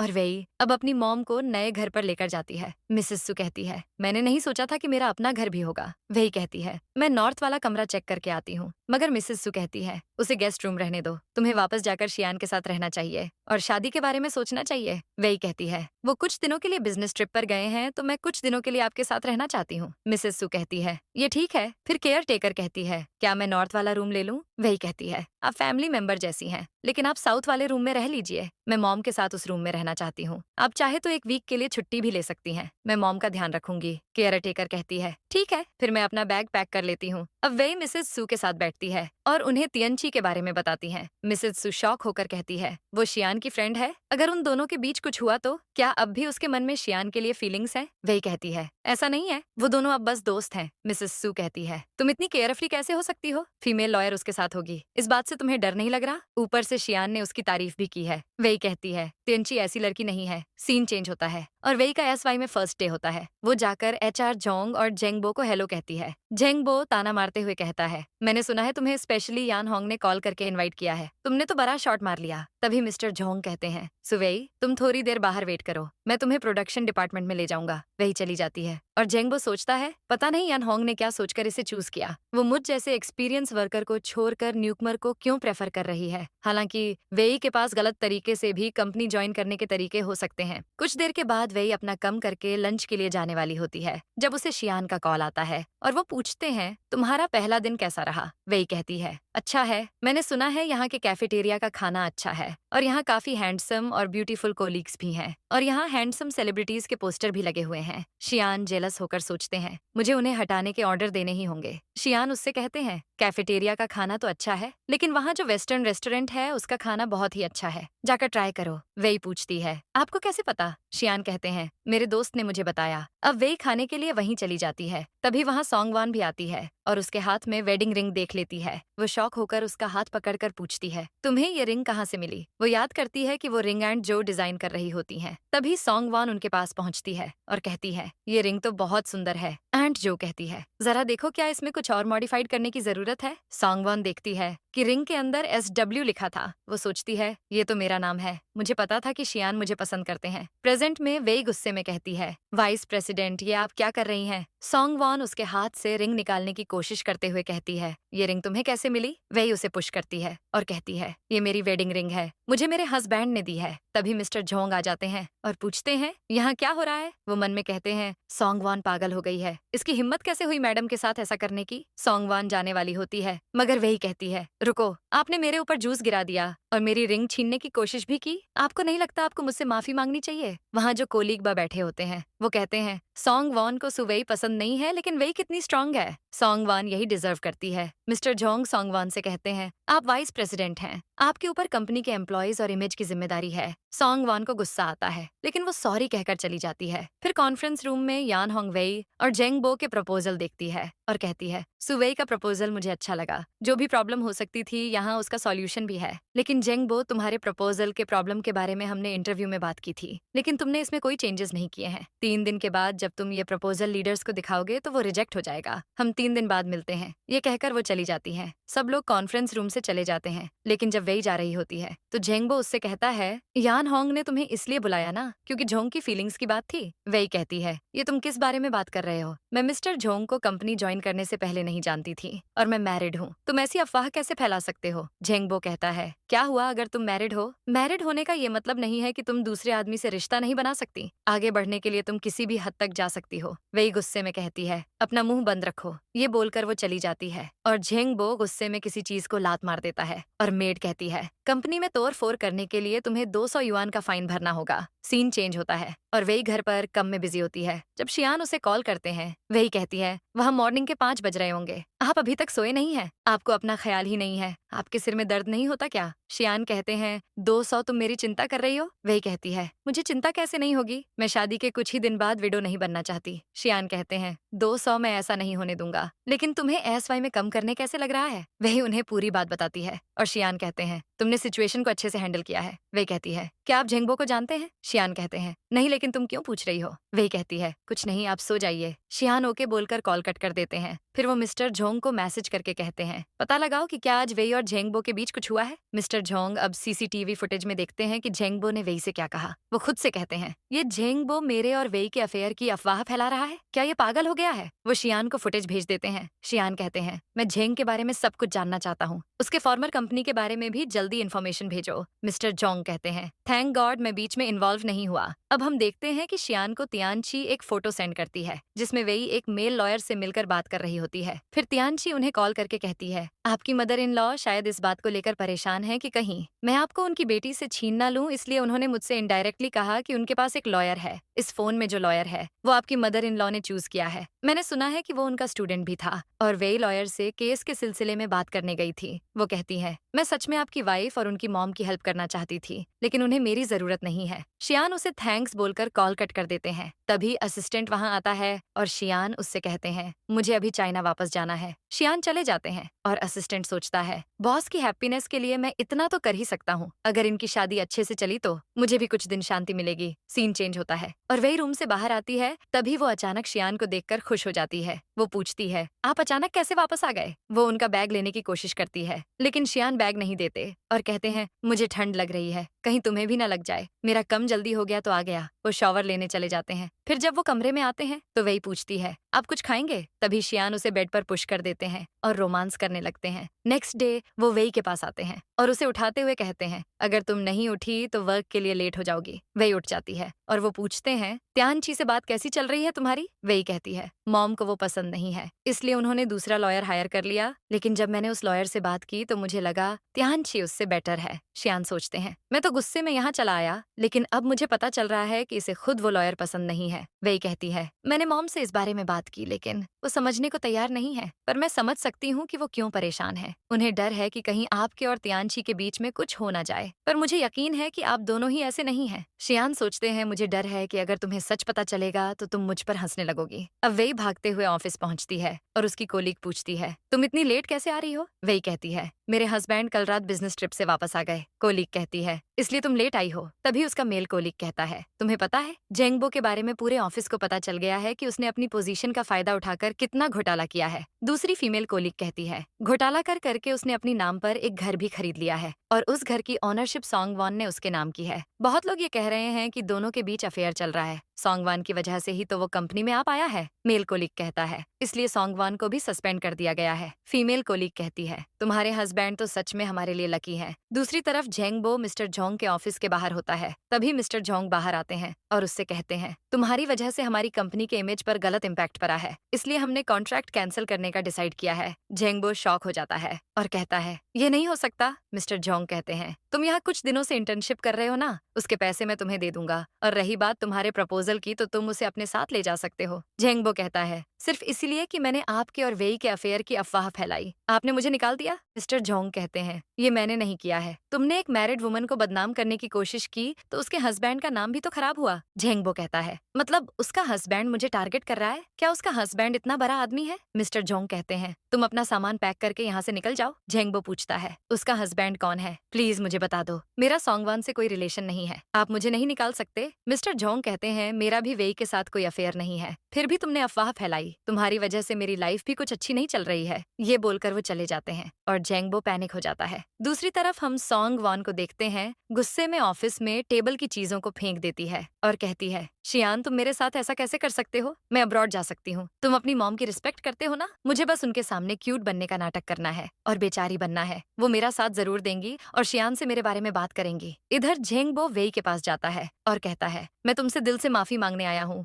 मुझे वो गंदी अफवाह नहीं फैलानी चाहिए थी। क्या तुम अपने हस्बैंड को मेरी तरफ से सॉरी बोल सकती हो? मैंने उसे भी हर्ट किया है। वेई कहती है, माफी तो तुम्हें उनसे मांगनी चाहिए, वो बहुत अच्छे हस्बैंड हैं। तुम बिना किसी रीजन के मेरे बारे में ऐसी अफवाह फैला रहे हो तो उन्हें भी तकलीफ हुई है। जेंगबो कहता है, मैं उसके लिए माफी मांग रहा हूँ। वेई कहती है, मैं उन्हें कह दूंगी। अब जेंगबो कहता है, क्या तुम उनसे मेरे लिए रिक्वेस्ट कर सकती हो कि वो मुझे बख्श दें? मैं उन्हें दोबारा परेशान नहीं करूंगा। वेई कहती है, क्या मतलब है तुम्हारा? जेंगबो कहता है, आज जो भी हुआ है वो सब तुम्हारे हस्बैंड ने करवाया है। वेई मन में कहती है, क्या तुम मजाक कर रहे हो? जेंगबो कहता है, अगर तुम हेल्प नहीं करना चाहती तो छोड़ो, लेकिन मुझे ऐसे सबके सामने ह्यूमिलेट मत करो। ये बोलकर वो चला जाता है। अब उसी टाइम फीमेल कोलीग कहती है, क्या तुम सबको एसएमएस मिला? लगता है आज बॉस अच्छे मूड में है, इसलिए उन्होंने 5270 युआन का बोनस दिया है। वेई देखती है कि सबको बोनस मिलता है, लेकिन तभी फीमेल कोलीग कहती है, उन्होंने यही स्पेसिफिक अमाउंट क्यों भेजा है? मेल कोलीग कहता है, क्या इसका मतलब है कि उन्होंने शादी कर ली है? फीमेल कोलीग कहती है, मैंने तो ऐसा नहीं सुना है। मेल कोलीग बोलता है, कहीं उन्होंने सॉन्गवॉन से तो शादी नहीं कर ली है? तभी फीमेल कोलीग कहती है, ऐसा नहीं हो सकता, वरना वो उसे जॉब से क्यों निकालते और जेंगबो और उसे एक्सपोज क्यों करते? वही देखती है उसे बोनस नहीं मिलता है तो वो सोचती है, शायद मैं न्यू हूँ इसलिए मुझे बोनस नहीं मिला है, लेकिन बॉस काफी काइंड हार्टेड लगते हैं। तभी फीमेल कोलीग कहती है, मैंने अभी पता किया बॉस अच्छे मूड में इसलिए हैं क्योंकि उनकी वाइफ ने आज उनकी तारीफ की। मेल कोलीग कहता है, काश उनकी वाइफ हमेशा उनकी तारीफ करती रहे। वही सोचती है, बॉस तो सच में अपनी वाइफ से ऑब्सेस्ड हैं। अब सीन बदलता है और हम शियान को निये के साथ देखते हैं। निये कहता है, क्या ये जरूरी था? तुम सच में पागल हो, अगर वही तुम्हारी रोज तारीफ करेगी तो तुम तो पैसे देते हुए बैंकक्रप्ट हो जाओगे। शियान कहते हैं, अगर मैं रोज इतने पैसे बांटूं तो भी बैंकक्रप्ट नहीं होगा। उसने कहा कि मैं बहुत अच्छा हूँ, मुझे खुशी क्यों नहीं होगी? निये कहता है, हो सकता है उसने यूं ही कह दिया हो। शियान कहते हैं, वो यूं ही ऐसी बातें नहीं करती हैं। सीन चेंज होता है और वेई और शियान निये के घर पर डिनर के लिए आ रहे होते हैं। वेई कहती है, आज निये का बर्थडे है, लेकिन मैंने कोई गिफ्ट प्रिपेयर नहीं किया। शियान कहते हैं, मैंने प्रिपेयर किया है। वैसे उसके पास एक जर्मन शेफर्ड है। कहीं तुम्हें डर तो नहीं लगता?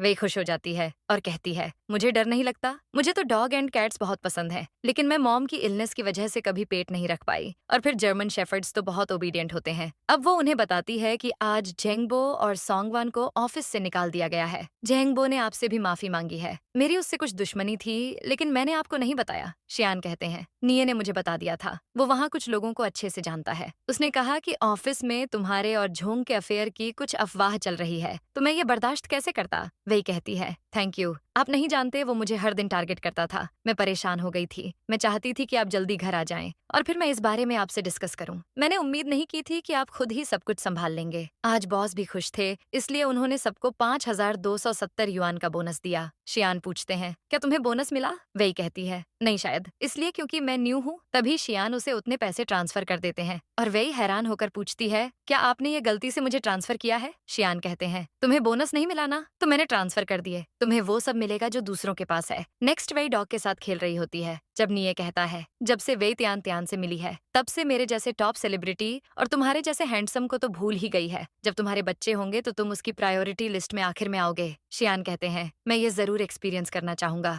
अगर फैमिली में शांति बनी रहे तो मैं इतना सैक्रिफाइस तो कर ही सकता हूँ। इधर वे ही उन्हें देखकर सोचती है, मैं किसी को लुक्स से जज नहीं करती, लेकिन इनके चार्म से तो कोई भी लड़की कैप्टिवेट हो जाएगी। अब शियान एक कॉल करने चले जाते हैं और निये वेई से कहता है, क्या ये तुमसे अच्छे से बात करता है? दूसरों के सामने तो बड़ी जुबान चल रही है इसकी। वही कहती है, वो मेरी तरफ ज्यादा सरकास्टिक नहीं है, शायद इसलिए क्योंकि हम एक दूसरे को इतने अच्छे से नहीं जानते हैं। निये कंफ्यूज हो जाता है। वही कहती है, मेरा मतलब है कि हम स्पिरिचुअली एक दूसरे को अच्छे से नहीं जानते हैं। ये सुनकर निये हंसने लगता है। फिर शियान और वेई घर पहुंचते हैं तो शियान उसे सीधे रूम में ले जाते हैं और कहते हैं, हम दोनों एक दूसरे को नहीं जानते। वेई उन्हें समझाने की कोशिश करती है, पर वो उसे बेड से पिंड कर देते हैं और कहते हैं, सिर्फ मैरिज सर्टिफिकेट लेना एक दूसरे को जानना नहीं होता है। तुम्हारी नजर में किस तरह का रिलेशनशिप क्लोज है? वही कहती है, इसके लिए दो लोगों के बीच प्यार होना चाहिए। शियान पूछते हैं, तुम्हें किस तरह के लोग पसंद हैं? सियुआन जैसा या कोई मेरे जैसा जो बोलता है वो करता है? वही नर्वस होकर कहती है, मैं आपको पसंद करती हूँ। शियान स्माइल करते हैं। फिर नेक्स्ट डे वही कमरे से बाहर जाती है और देखती है शियान किसी से फोन पर बात कर रहे हैं। उनके बात करने के बाद वो कहती है,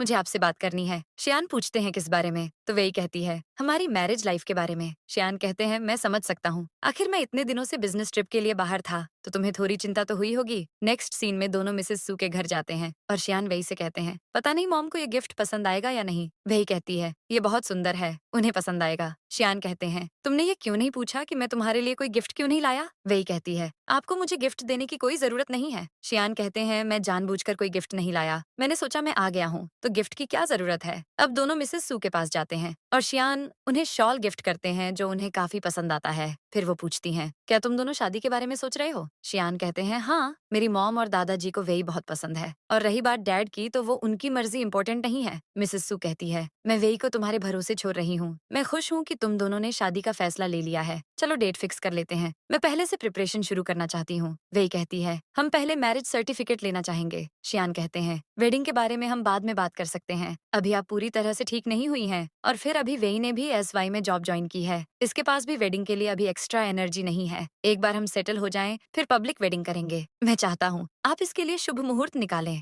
मिसेस सू कहती है, ये काम तो तुम्हारी मॉम या दादाजी को करना चाहिए। शियान कहते हैं, मॉम अब्रॉड में है, वो आ नहीं सकती और दादाजी बूढ़े हो गए हैं, तो आप ही डिसाइड कर लीजिए। मिसेस सू कहती है, ठीक है, मैं किसी को जानती हूँ जो मुहूर्त निकाल देगा। शियान कहते हैं, उम्मीद है जल्द से जल्द शादी हो जाएगी। मैं अब और वेट नहीं कर सकता, मुझे वेई का हस्बैंड बनना है। वेई मन में कहती है, 1000 झूठ को कवर करने के लिए एक झूठ काफी होता है। सीन चेंज होता है और हम सॉन्ग वॉन को देखते हैं जो आंट जो के पास जाती है और कहती है, आंटी, उसने मेरे साथ ऐसा क्यों किया? मैंने क्या गलत कर दिया जो उसने किसी और से शादी कर ली? मैं अब जीना नहीं चाहती। आंट जो कहती है, तुम एक आदमी के लिए अपनी जान देने के बारे में सोचना भी मत। मैंने भी मरने के बारे में सोचा, लेकिन फिर मैंने अपने मॉम डैड को याद किया, उनके लिए मुझे अपने गुस्से को पीकर जीना पड़ा। सॉन्ग वॉन कहती है, मेरे दिल में सिर्फ शियान था, लेकिन उसने मेरे साथ ऐसा क्यों किया? मैं जानना चाहती हूँ कि वो लड़की कौन है जिसने शियान से शादी की है। मैं उससे कम्पीट करना चाहती हूँ, क्या आप मुझे बता सकती हैं? आंट जो कहती है, उसने मुझे भी कुछ नहीं बताया है, उसने बस कहा कि उसने शादी कर ली है। सॉन्ग वान कहती है, ऐसा नहीं हो सकता, वो आपकी इतनी रिस्पेक्ट करते हैं, कहीं आप झूठ तो नहीं बोल रही? आंट जो कहती है, तुम अब शियान पर टाइम वेस्ट मत करो। सॉन्ग वान वहाँ से जाने लगती है, लेकिन फिर वो कहती है, मैं आपको मारकर उससे अपना बदला लूंगी। ये बोलकर वो आंट जो का गला दबाने लगती है, लेकिन तभी एक मेड आकर उन्हें बचा लेती है और सॉन्गवान को पुश कर देती है। सॉन्गवान कहती है, क्या वो लड़की सुवई है? आपको पता है मैं उससे कितनी नफरत करती हूँ। उसकी वजह से मुझे फायर कर दिया गया। वो नहीं होती तो क्या मेरी इतनी इंसल्ट होती? मैं उसे छोड़ूंगी नहीं। वो एंट जो से कहती है, शियान सबसे ज्यादा आपकी केयर करता है ना? अगर मैं आपको मार दूं तो उससे शियान सफर करेगा। ये बोलकर वो वापस उन्हें मारने की कोशिश करती है, लेकिन एंट जो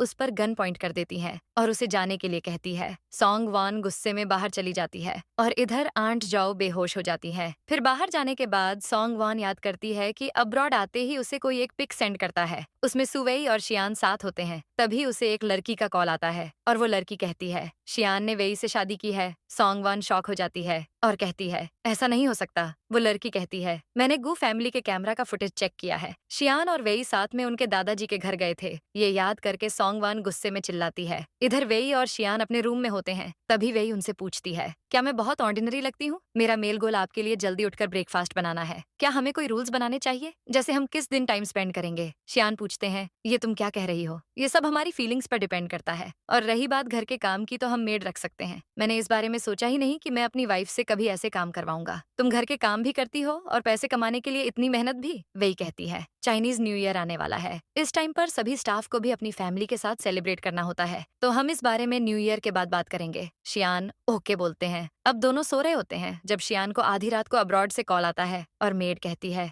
मिस्टर जो, आपकी मॉम हॉस्पिटल में है। ये सुनते ही शियान तुरंत जाने वाले होते हैं, मगर वही उठ जाती है और पूछती है, क्या हुआ? शियान कहते हैं, मुझे अभी अब्रॉड जाना होगा। मेरी मॉम हॉस्पिटल में है। वही कहती है, मैं अभी आपका लगेज पैक कर देती हूँ। अब शियान रेडी हो जाते हैं और वे उनका सामान पैक कर देती है। जाने से पहले शियान उससे कहते हैं, सॉरी मैं इस बार न्यू ईयर तुम्हारे साथ सेलिब्रेट नहीं कर पाऊंगा। वही कहती है, कोई बात नहीं, मॉम की हेल्थ ज्यादा इंपॉर्टेंट है। शियान उसे हक कर लेते हैं और फिर चले जाते हैं। नेक्स्ट सीन में वो अब्रॉड में हॉस्पिटल में होते हैं और एंट जो बेहोश होती है। असिस्टेंट उनसे कहता है, अभी मिसेस जो उठी नहीं है, आप अभी वापस जाकर रेस्ट क्यों नहीं कर लेते या अपनी वाइफ से वीडियो चैट कर लीजिए, वो आपके लिए परेशान होंगी। शियान को गुस्सा आता है और वो उसके साथ बाहर चले जाते हैं। इसके बाद हम सॉन्गवान के पेरेंट्स को देखते हैं, जो काफी परेशान होकर शियान का वेट कर रहे होते हैं। तभी शियान आते हैं और मिसेस सॉन्ग कहती है, शियान इस बार सॉन्गवान से बहुत बड़ी गलती हो गई है, उसे माफ कर दो। शियान कहते हैं, आप लोग उसके लायक ही नहीं हैं। ये अच्छे बनने का नाटक करना बंद कर दीजिए, क्योंकि मैं जानता हूँ आप लोगों ने जो मॉम और मेरी पहले हेल्प की है,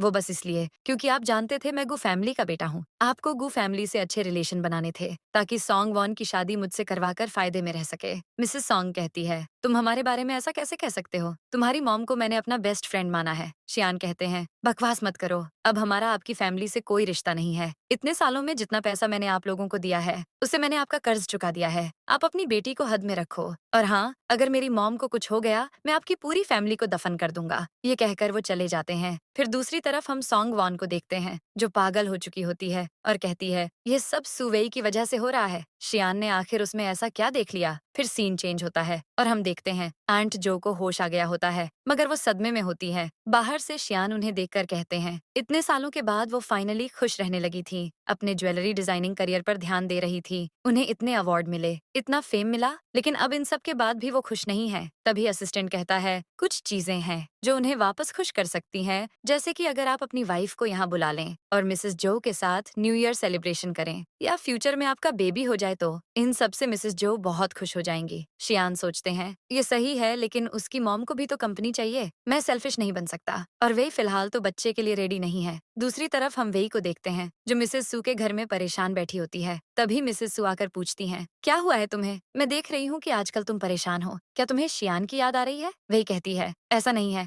बस मैं थोड़ी परेशान हूँ। मिसेस सू कहती है, तुम अब्रॉड जाकर उनके साथ न्यू ईयर सेलिब्रेट क्यों नहीं करती? मुझे लगता है इस बार तुम्हें उनका साथ देना चाहिए, और मेरे साथ तो यहाँ केयर टेकर है ही। हम दोनों ने साथ में कितने न्यू ईयर सेलिब्रेट किए हैं। अगर इस साल नहीं करेंगे तो कुछ हो नहीं जाएगा। वही मान जाती है। फिर हम देखते हैं कि वो एयरपोर्ट पर होती है और शियान उसे कॉल करके पूछते हैं, क्या तुम यूएस आ रही हो? वही कहती है, अगर आप नहीं चाहते तो मैं नहीं आऊंगी। शियान कहते हैं, ऐसा कैसे हो सकता है? तुम मेरी वाइफ हो। मैं तो बस सरप्राइज हो गया था ये जानकर। वही कहती है, मैं एयरपोर्ट पहुंच गई हूँ, अब मैं आपसे अभी बात नहीं कर सकती। शियान उसे आई लव यू कहते हैं और कॉल कट कर देते हैं। वही एयरपोर्ट के अंदर चली जाती है। इधर शियान आंट जो से कहते हैं, मॉम वो आ रही है। मिसेस जो खुश हो जाती है, लेकिन वो कहती है, मैं बीमार लग रही हूँ, कहीं उसे खराब ना लगे। शियान कहते हैं, वो बहुत अच्छी है और आप भी अच्छी मदर इन लॉ हैं। तो आप उसे जरूर पसंद आएंगी। मैं उसे पिक करने जा रहा हूँ। ये कहकर वो चले जाते हैं और फिर मेड आंट जो के लिए टी लेकर आती है। वो कहती है, आप तो अभी से ठीक हो गई हैं। आंट जो कहती है, मुझे अब बेटर महसूस हो रहा है और खुशी के कारण मुझे अब चक्कर भी नहीं आ रहे। मैंने कभी उम्मीद नहीं की थी कि वो यहाँ मुझसे मिलने आएगी। मैंने सुना है उसकी मॉम भी बीमार है, लेकिन फिर भी वो मुझे देखने आ रही है। मेड कहती है, न्यू ईयर भी आने वाला है और ऐसे में उन्होंने अपनी बेटी को यहाँ भेज दिया। इससे पता चलता है कि वो कितने अच्छे लोग हैं। आंट जो कहती है, शुक्र है कि शियान अपने डैड जैसा नहीं है। सीन चेंज होता है और हम देखते हैं कि शियान एयरपोर्ट पर बड़े से रोज बुके के साथ वेई का वेट कर रहे होते हैं कि तभी पीछे से वेई आती है और उसे देखते ही शियान उसे हग कर लेते हैं। फिर दोनों कार में बैठे होते हैं और सडनली शियान वेई को किस करने लगते हैं। वेई मजाक में कहती है, काश मैं आई ही ना होती। शियान कहते हैं, हम इतने दिनों के बाद मिल रहे हैं लेकिन तुम ऐसे ट्रीट कर रही हो, ये अच्छी बात नहीं है। वेई कहती है, मॉम ने मुझे भेजा है। शियान सोचते हैं ये अपनी मर्जी से नहीं आई है।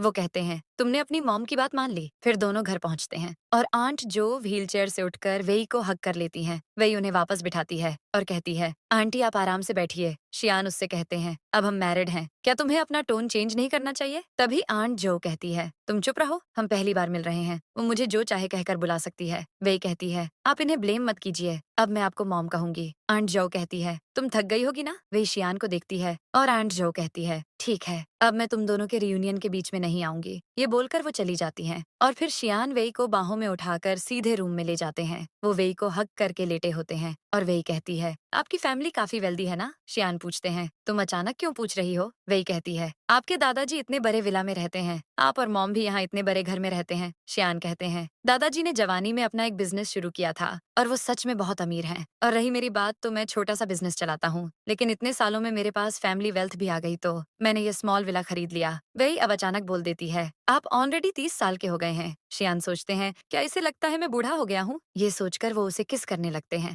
लेकिन वेई उन्हें रोककर कहती है कि मैंने अपना लगेज अनपैक नहीं किया है, क्या आपको नीचे जाकर न्यू ईयर की तैयारी नहीं करनी है? शियान कहते हैं, आंटी ने ऑलरेडी इंग्रेडिएंट्स तैयार कर दिए हैं, आज न्यू ईयर डिनर मैं बनाने वाला हूँ। ये कहकर वो वॉशरूम चले जाते हैं और वेई कहती है, मैं इनकी हेल्प कर दूंगी। अब वो भी वॉशरूम के बाहर खड़ी हो जाती है कि तभी शियान उसे अंदर पुल कर लेते हैं। नेक्स्ट सीन में वेई आंट जो के साथ न्यू ईयर की तैयारी में हेल्प कर रही होती है और शियान उसे देखकर खुश हो जाते हैं। आंट जो भी सोचती हैं शियान की पसंद बहुत अच्छी है। इधर शियान किचन में काम कर रहे होते हैं कि तभी उन्हें निये का कॉल आता है और वो कहता है, कल का तुम्हारा क्या प्लान है? चलो स्कीइंग के लिए चलते हैं। शियान कहते हैं, इस बार मैं अपनी वाइफ के साथ सेलिब्रेट करूंगा। निये कहता है, वो तो हाईचेंग में है ना? शियान कहते हैं, वो यूएस आ गई है। निये उन्हें कांग्रेचुलेट करता है। शियान कहते हैं, अब मैं फोन रख रहा हूँ, मुझे डिनर की तैयारी करनी है। निये कहता है, तुम वेई को भी स्कीइंग के लिए क्यों नहीं लाते? हम सब मजे करेंगे। लेकिन शियान कहते हैं, उसके लिए ये डेंजरस है, उसे चोट लग सकती है। तभी वेई उनके पास आती है और पूछती है, क्या आपको हेल्प चाहिए? शियान पूछते हैं, क्या तुम स्कीइंग के लिए जाना चाहती हो? निये भी यही न्यू ईयर सेलिब्रेट कर रहा है। वेई कहती है, मैं मॉम के साथ रहूंगी। आपने देखा नहीं वो इन दोनों कितनी खुश रहने लगी हैं? स्कीइंग फिर कभी कर लेंगे। शियान कहते हैं, तुम ठीक कह रही हो। वेई चली जाती है और शियान निये से कहते हैं, तुमने सुन लिया ना? निये कहता है, मैं समझ गया, लेकिन मेरे सामने अपने प्यार का शो ऑफ मत करना। नेक्स्ट सीन में वेई शियान और आंट जो डिनर कर रहे होते हैं और वेई सोचती है, क्या इस साल मेरे और शियान के बीच भी सब ठीक हो जाएगा?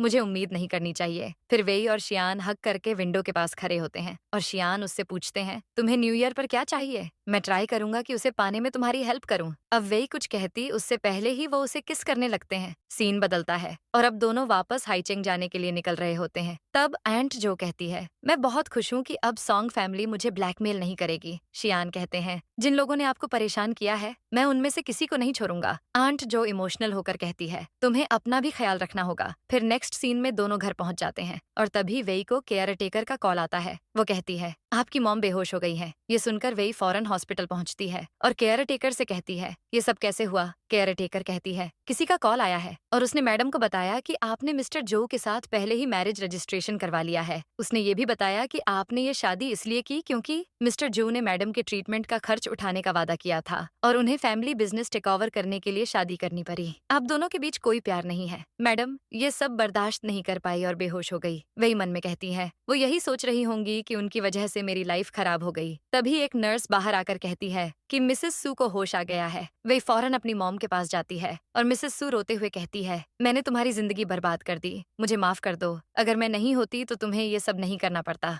मैं एक अच्छी मॉम नहीं हूँ। अगर मैं थोड़ी स्ट्रांग होती तो अपने पेरेंट्स की कंपनी को प्रोटेक्ट कर पाती और तुम्हें इतनी हार्ड लाइफ नहीं जीनी पड़ती। तभी वहाँ शियान आ जाते हैं और उनकी बात सुनकर वार्ड रूम में जाने की कोशिश करते हैं, लेकिन केयर टेकर कहती है अभी आपको उनसे दूर रहना चाहिए। इधर मिसेस सुवेई से कहती है तुम उसे डिवोर्स दे दो। वे कहती है मैं ऐसा नहीं कर सकती। मिसेस सु कहती है वो तुमसे प्यार नहीं करता, फिर उसके जैसे इंसान के लिए ये सब क्यों कर रही हो। वे कहती है उन्होंने मेरी हेल्प की है, आपको बचाया है और मैं उनकी हमेशा एहसानमंद रहूंगी। जब तक वो डिवोर्स नहीं चाहेंगे तब तक मैं भी डिवोर्स की बात नहीं करूंगी। मिसेस सु कहती है अगर उसे फ्यूचर में किसी और से प्यार हो गया तो। वे कहती है मैं खुद उनकी लाइफ से चली जाऊंगी। मिसेस सु कहती है तुम बेवकूफी की बात कर रही हो। तभी शियान अंदर आ जाते हैं और मिसेस सु कहती है तुम वहीं रुक जाओ, तुम मेरे सन इन लॉ नहीं हो। वे कहती है आप अभी चले जाइए, हम कुछ दिन के बाद मिलेंगे। अभी सब कुछ शांत होने दीजिए, फिर हमें अलग होना होगा। शियान कहते हैं मैं ऐसा नहीं कर सकता। तभी मिसेस सु कहती है वही तुम थोड़ी देर के लिए बाहर जाओ। वही हैरान हो जाती है लेकिन बाहर चली जाती है। वो बाहर ही वेट कर रही होती है और थोड़ी देर के बाद अंदर जाती है। तब मिसेस सु कहती है तुमने और शियान ने अगर मैरिज रजिस्ट्रेशन कर लिया है तो अब हमेशा साथ रहना। वही शॉक हो जाती है और पूछती है आपने मेरी मॉम से क्या कहा। शियान कहते हैं ये सीक्रेट है, अब क्या हम जाकर हिसाब बराबर करें। नेक्स्ट सीन में हम शियान के पेरेंट्स मिस्टर एंड मिसेस गू को देखते हैं जो अपने ऑफिस के कॉन्फ्रेंस रूम में होते हैं। तभी मिसेस गू कहती है अब से हमारी कंपनी की वाइस प्रेसिडेंट सॉन्ग वॉन है। लेकिन तभी वहाँ शियान और दादाजी आ जाते हैं और दादाजी कहते हैं मैं यहाँ कंपनी का नया चेयरमैन अनाउंस करने आया हूँ। शियान अब इस कंपनी का प्रेसिडेंट है। ये सुनकर mister and missus Gu shock हो जाते हैं। मिस्टर गू कहते हैं डैड आप ये क्या कर रहे हैं। दादाजी कहते हैं मैंने कहा था कि शियान को शादी के बाद फैमिली बिजनेस टेक ओवर करने की परमिशन होगी। अब ये मैरिड है और इसका करियर भी सेटल है, मुझे सुवेई पसंद भी है। तभी शियान कहते हैं सॉन्ग वॉन इस कंपनी में काम नहीं करेगी। ये सुनकर सॉन्ग वॉन शॉक हो जाती है और पूछती है तुम ऐसा कैसे कर सकते हो। शियान कहते हैं तुम्हारे अंदर मोरालिटी नाम की चीज नहीं है। तभी वहाँ पुलिस आ जाती है और कहती है सॉन्ग वॉन तुम्हें बिजनेस ब्राइबरी केस के सिलसिले में इन्वेस्टिगेशन के लिए हमारे साथ चलना होगा। सॉन्ग वॉन के होश उड़ जाते हैं, सीन चेंज होता है और शियान वेई के साथ होते हैं जो काफी स्टंड होती है। शियान उसका हाथ पकड़ते हैं और वो पूछती है आप गु फैमिली के बेटे हैं। शियान हाँ कहते हैं। वेई कहती है आपके और मेरे बीच जमीन आसमान का फर्क है। तभी उसे तियानची का कॉल आता है और वो कहती है डिवोर्स केस में आपकी मॉम को सु ग्रुप के 50% से ज्यादा शेयर्स मिलेंगे और आपकी मॉम ने कहा है कि अब से बिजनेस आप हैंडल करेंगी। ये सुनकर वेई खुश हो जाती है। शियान कहते हैं अब तो हमारे बीच ज्यादा गैप नहीं है, लेकिन मैं तुम्हें और भी कुछ बताना चाहता हूँ। हम देखते हैं दोनों एक कैफे में होते हैं। वही पूछती है क्या आपने मुझे चीट किया है। शियान कहते हैं बिल्कुल नहीं, मैंने प्रॉमिस किया था कि मैं तुम्हारे साथ लॉयल रहूंगा। असल में 3 साल पहले जिस आदमी के साथ तुमने रात बिताई थी वो मैं ही था। अब वो याद करते हैं कि नशे की हालत में दोनों ने नाइट स्पेंड किया था और फिर 3 साल बाद उसकी मदद करने के लिए आ गए। वही ये जानकर शॉक हो जाती है। शियान कहते हैं मुझे भी डैड की दूसरी बीवी ने ड्रग दिया था। मैं तुम्हें बाद में ढूंढने भी गया लेकिन मुझे पता चला कि तुम अब्रॉड चली गई हो। वो याद करते हैं कि वो अब्रॉड में वेई पर नजर रख रहे थे और उन्होंने अम्ब्रेला देकर भी उसकी हेल्प की थी। शियान कहते हैं मैं हमेशा से तुमसे प्यार करता था लेकिन मैंने तुम्हें नहीं बताया क्योंकि मुझे डर था तुम ये सब एक्सेप्ट नहीं कर पाओगी। तो मैंने सोचा पहले मैं तुम्हारे साथ रिश्ता जोड़ लूं। क्या तुम मेरे साथ पूरी लाइफ बिताओगी। वही कहती है मुझे कल काम पर जाना है, इस बारे में बाद में बात करेंगे। शियान कहते हैं मैं SY का बॉस हूँ, तुम्हें कल काम पर जाने की जरूरत नहीं है। ये सुनकर वेई गुस्से में अपने रूम में चली जाती है और डोर बंद कर देती है। शियान सोचते हैं लगता है मैंने देर कर दी, लेकिन तभी वेई वापस बाहर आती है और कहती है हमारी शादी में आपको एक रूल और मानना होगा कि आप कभी मुझे धोखा नहीं देंगे। शियान खुश होकर उसे स्पिन करने लगते हैं और इसी के साथ ड्रामा की हैप्पी एंडिंग हो जाती है।